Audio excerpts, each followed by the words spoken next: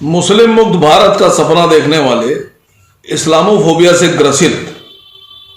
गोडसेवादी सोच के कुछ धार्मिक उन्मादी ये बात गांठ बांध लें कि वो रहें या ना रहें, लेकिन मुसलमानों को भारत से और भारत को मुसलमानों से कोई अलग नहीं कर सकता, क्योंकि मुसलमानों की नसों में लहू बनकर भारत दौड़ रहा है, हमारे दिलों में है। भारत का संविधान मुसलमानों को उनकी शरिया का पालन करने का हुक्म भी देता है और इजाजत भी देता है। हम भारत के संविधान के तहत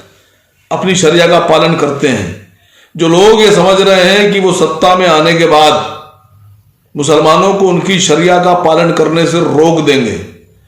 और मुस्लिम औरतों को, बच्चियों को हिजाब पहनने से रोक देंगे, वो ये बात जान लें कि भारत की जनता, उत्तर प्रदेश की जनता ये जान चुकी है कि उनके मकसद क्या हैं। भारत की जनता ने, प्रदेश की जनता ने यह मन बना लिया है कि उनको 10 मार्च के बाद वापस मठ भेज दिया जाएगा और वो वहां बैठकर चाहे पकौड़ा तलें या गुलगुला तलें, यह उनकी मर्जी। लेकिन 10 मार्च के बाद उत्तर प्रदेश की आवाम ने मन बनाया है कि सत्ता का परिवर्तन होगा, नया सूरज निकलेगा और नया इतिहास रचा जाएगा। मुस्लिम मुक्त भारत का सपना देखने वाले, इस्लामोफोबिया से ग्रसित, गोडसेवादी सोच के कुछ धार्मिक उन्मादी ये बात गांठ बांध लें कि वो रहें या ना रहें,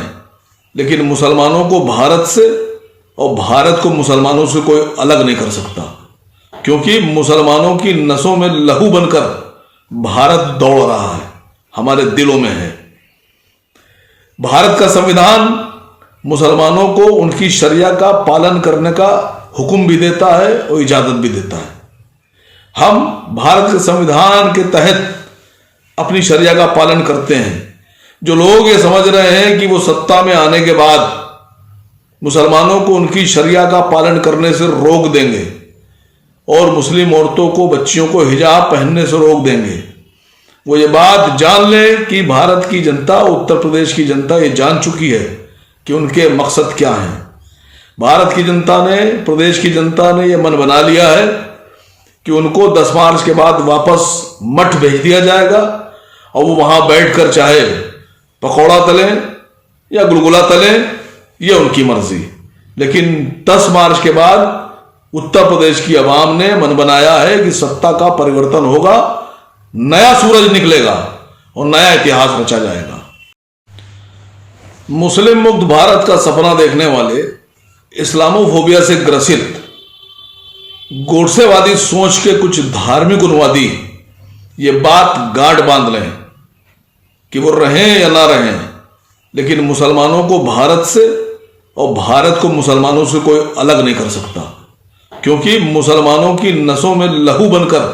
भारत दौड़ रहा है, हमारे दिलों में है। भारत का संविधान मुसलमानों को उनकी शरिया का पालन करने का हुक्म भी देता है और इजाजत भी देता है। हम भारत के संविधान के तहत अपनी शरिया का पालन करते हैं। जो लोग ये समझ रहे हैं कि वो सत्ता में आने के बाद मुसलमानों को उनकी शरिया का पालन करने से रोक देंगे और मुस्लिम औरतों को, बच्चियों को हिजाब पहनने से रोक देंगे, वो ये बात जान लें कि भारत की जनता, उत्तर प्रदेश की जनता ये जान चुकी है कि उनके मकसद क्या हैं। भारत की जनता ने, प्रदेश की जनता ने यह मन बना लिया है कि उनको 10 मार्च के बाद वापस मठ भेज दिया जाएगा और वो वहां बैठकर चाहे पकौड़ा तलें या गुलगुला तलें, यह उनकी मर्जी। लेकिन 10 मार्च के बाद उत्तर प्रदेश की आवाम ने मन बनाया है कि सत्ता का परिवर्तन होगा, नया सूरज निकलेगा और नया इतिहास रचा जाएगा।